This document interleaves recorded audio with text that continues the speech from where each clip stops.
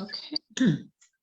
I will welcome everyone to Havdalah with a bonus, which we are now doing once a month instead of doing it every week. And so we are here and to make a little bit of time. And I'm going to turn things over to Rabbi Rachel so that she can share a story with us. Hello. As most of you are aware, we're coming up to Sukkot. So I have a Sukkot story that some of you may have heard before, but I really like it. So it's one of those things that I really think is worth repeating. I'm not going to tell you why I like it, because you'll have to hear the story itself. But to start out with, the basic thing to know for one of the things for Sukkot that we have a tradition in Judaism, actually, that Rabbi Barbara mentioned recently also, which is Chidur Mitzvah, which is beautifying a commandment. So when people are going to get a lulav and esrog, they really can take a lot of care and look to see what it is that they get for the holiday. And the same thing with decorating the sukkah and making everything beautiful. Of course, everybody's idea of something beautiful is different. And I actually discovered another variation on this story, but I like this one best, so we're going to do with this. So, nothing made Rabbi Mordecai happier than starting every day in precisely the same way. First, he checked the alignment of his books and nudged the few that were out of place. Next, he would drop a coin into each of his tzedakah boxes. The fund for widows, the fund for orphans, the fund for new book that was like clunk, clunk, click. And then he'd kiss his children as they went off to school. Oldest first and youngest last. So what if you didn't kiss them in the right order? They'd all get kissed, his wife Ruth would say, sighing as he lined them up. But Rabbi Mordecai would always answer, it matters to me. And as someone actually who thrives on routine and doing things the same way each morning, I can understand it. However, I'm not quite as bad as Rabbi Mordecai when it comes to some things, because he looked forward to his trips to the market. But today he was a little nervous because it was day before Sukkot. And each of those 2,590 steps from his house brought another worry. I've never counted how many steps to go to somewhere, but he knew every single step that it would take, and he worried about each of them. Okay, so the roof of this family's sukkah. How can he cut the branches in exactly the same length? And what about the children's decorations? He usually had to rearrange them a few times so that they would be perfectly and evenly spaced. And the one thing that he never dared say out loud was his wife, Sinis. She cut the carrots in all kinds of different shapes and sizes and different chunks and sliced every which way, as opposed to slicing them all so they'd be exactly the same. Mordecai grimaced. He knew what would happen if he mentioned it to her. So he knew better than to do it, but it mattered. It did matter. So he decided to distract himself from all these worries and problems about how to make his Sukkot best, most perfect Sukkot ever by thinking about how he was going to look for his lulav and his esrog. He was going to pick the greenest lulav with the tightest, most beautifully arranged branches. He would make sure that the palm branch in the middle was perfectly straight, and that the willow on one side and the sweet-smelling myrtle on the other were exactly the same height. So it would be, the taller one and the two exactly the same. And the esrog. He walked more quickly just thinking about it. He would handle the ones he looked at it with his gentlest touch, looking for the perfect one that it would have not a single mark on its skin, and the fragrance. He was going to smell off all of them, because it's important to have that sweet lemony fragrance. And he just imagined holding the lulav in one hand and the esrog in the other, and the shining faces of his Ruth and his children standing, of course, from tallest to smallest, when he shook the lulav in all directions to show that God was everywhere, right? Because we shake it in all directions to do that. He thought, so dizzy with anticipation, that he burst into tears. Happy tears, that is. But then he heard a voice saying, "Oh, Rabbi Mordecai, I can see you're miserable too." His beautiful dream popped into a million pieces. He was just about to answer that, on the contrary, his tears were from the highest joy, but the voice interrupted him again, saying, "Oh, what a pathetic wretch I am." And on the side of the road sat Minna the water carrier, sniffing and whimpering. Her hair was disheveled and her apron was filthy. By her lay a shiny, skinny horse in the mud, along with a broken down wagon and pulling. "Oh, what will become of me without my poor horse?" the woman wept. "I made him work too hard, and now look at the poor thing." Rabbi Mordecai cleared his throat, thinking he must offer her some comfort. "Oh, I'm sure that it's not your fault." But Minna just covered her face with her apron and groaned, "Oh, without him, how can I carry water to all my customers? I'm ruined." Rabbi Mordecai glanced back at the road. It was only 100 more steps to the market. No, maybe 110. "I'm sure everything will work out in the end," he offered. The woman rocked back and forth. "Oh, how will my poor children survive? We have nothing. Without my horse, I can't work. What will I do? How will I feed them?" Now, Rabbi Mordecai knew exactly what he had to do, but he hesitated for just 1 minute before doing it. "Of course, I'll give my holiday money to this poor woman," he thought, "but that means..." But his imagination couldn't go any further. Having no lulav and no etrog would mean a great gaping hole in the middle of his perfect holiday. "Look," he told Minna, thrusting all his coins into her apron pocket. I just found this money on the road. Maybe God put it there so I could give it to you so you could get a new horse." And he ran off before the surprised woman could thank him. He was so upset, he didn't even remember to count his steps on the way home. Now, when Rabbi Mordecai got home, he walked around and around his family's sukkah with kind of distracted air. His oldest daughter grinned with pride as she showed him the roof branches that were spaced just perfectly with the exact equal amount of space between them. The chairs inside had been lined up really carefully, and the children had even managed to use all the same colors for their decorations. It was the tidiest sukkah ever. It was exactly what he would have wanted, but it didn't cheer him up. Rabbi Mordecai followed the smell of cinnamon from Ruth Simmons and wandered into the kitchen. "Oh, well," he finally said to her, "I'm sorry to say we won't have a lulav or etrog this year."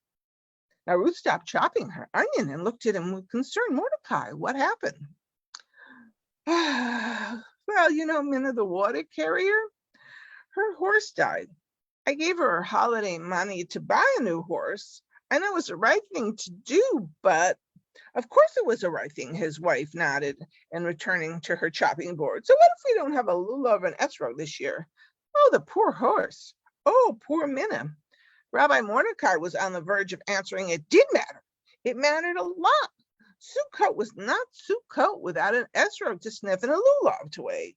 But then he realized just how foolish his complaining would be. And that night, despite a delicious dinner in the sukkah, despite singing and dancing and clapping, the order of the holiday was upset, and Rabbi Mordecai was upset too. He slept so fitfully that his wife finally turned over and stared at him. "Mordecai, it bothers you, doesn't it, that we don't have a lulav or etrog to bless? I mean..." He merely grunted. "Yeah, I can see you won't feel better until you do," she sighed and got out of bed. "Come on, let's go." "Go where?" Rabbi Mordecai said, pushing his face back into his pillow. "Come on." She grabbed her shawl with one hand and pulled his arm and dragged him to the front door. He looked in bewilderment as they were out in the chilly air. Where were they going? Surely Ruth was never going to steal a lulav, was she?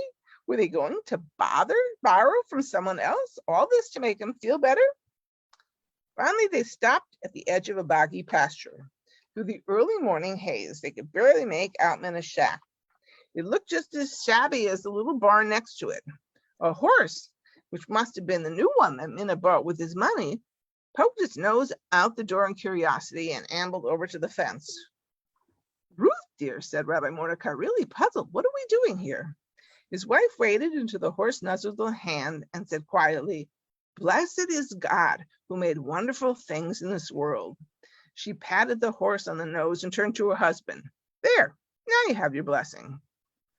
Wait a minute, that's not right, Rabbi Mordecai said, rimpling up his nose. Mistake, that's a blessing for seeing something special. So what, said Ruth, as she took one of her misshapen carrot chunks out of her pocket for the horse to nibble on. A million other people may be saying that blessing over their lulavim this week to show that God is everywhere. But we are doing the same thing. The only reason this horse is standing here is because you gave tzedakah. You gave your money to help make someone's life better. If that doesn't show that God is everywhere, then I don't know what does. Rabbi Mordecai had no answer. He was too busy counting all the times it had been right. It was 43 this week, or maybe 44. Oh, he thought, grabbing Ruth's hand and squeezing it happily. What does it matter? So that is our story for tonight. Thank you.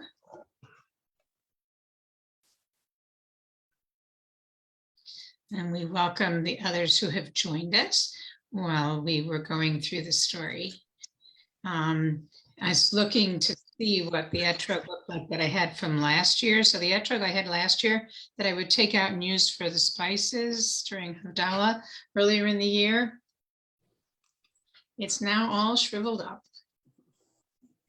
But tomorrow night we'll have the new one, bright yellow. Some of them are green this year. They didn't all come through bright yellow, but I guess I don't know what that says about how they were grown, but anyway, so some of them are pretty green and most of them are still yellow. And we will shake the lulav and the etrog starting tomorrow evening. So tonight we're going to make Havdalah together.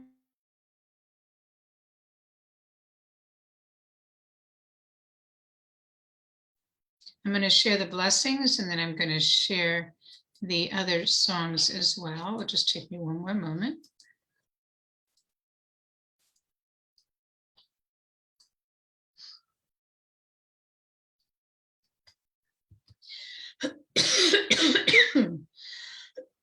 I can't cough all day. Now, if we're going to sing, then I'm going to start coughing. It makes no sense. So we are at that time of year now where it is dark already for making Havdalah.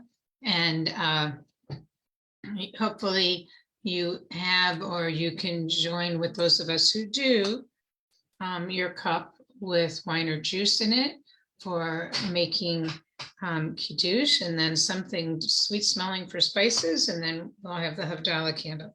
So I'm going to light the Havdalah candle first, and not the flowers.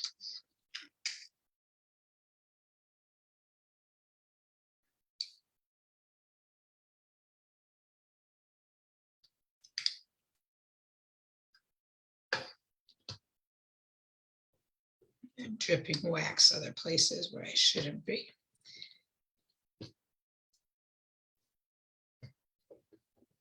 I don't even know how many years ago we made this, but with the beeswax, so it's multiple wicks in the center together and the different colors of it all. So we begin now with the blessing over the wine or juice. Ya la la la la la la la, ya la la la la la la la, ya la la la la la la la la la la la la, ya la la la la la la la, ya la la la la la la la, ya la la la la la la la la la la la. Baruch atah Adonai Eloheinu melech haolam borei peri hagafen borei peri hagafen.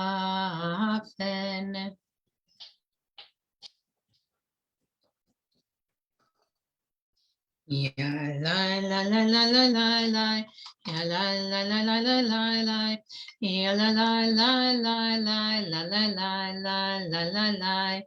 Baruch atah Adonai Eloheinu melech haolam. Borei minei bisamim. Borei minei bisamim. So nice, sweet smell for a little bit longer. And now the candle. Ya la la la la la la la. Ya la la la la la la la. Ya la la la la la la la la la la la la. Baruch atah Adonai Eloheinu melech haolam. Borei meorei ha'esh, borei meorei ha'esh. Ya la la la la la la la, ya la la la la la la la, ya la la la la la, ya la la la la la la. Baruch atah Adonai Eloheinu melech haolam hamavdil ben kodesh l'chol ben or l'choshech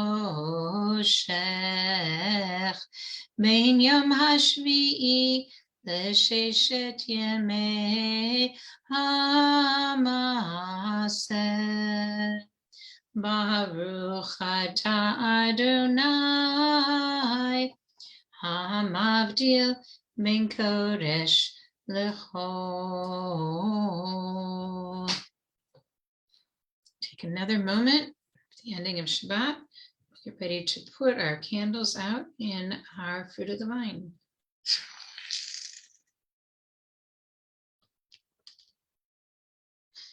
Eliyahu Hanavi, Eliyahu Hatishbi, Eliyahu, Eliyahu, Eliyahu Hakilati, Bimera V'Yamenu, Yavo Eleinu, Imashiach ben David, Imashiach ben David, Eliyahu Hanavi, Eliyahu Hatishbi, Eliyahu, Eliyahu, Eliyahu Hagiladi. And I invite you to unmute so we can sing Shavua Tov together and wishing one another a good week and all good things in the coming week as we prepare to enter the festival of Sukkot. Shavua Tov, Shavua Tov, Shavua Tov, Shavua Tov, Shavua Tov, Shavua Tov, Shavua Tov, Shavua Tov, a good week, a week of peace, gladness, rain, and joy increase. A good week, a week of peace. May gladness reign and joy increase. Shavua Tov. Tov. We'll be back on Facebook for Shabbat, and we will be on Zoom for the Sukkot Seder and also for the festival morning service. So we wish those of you on Facebook a good week, Shavua Tov, and good holiday.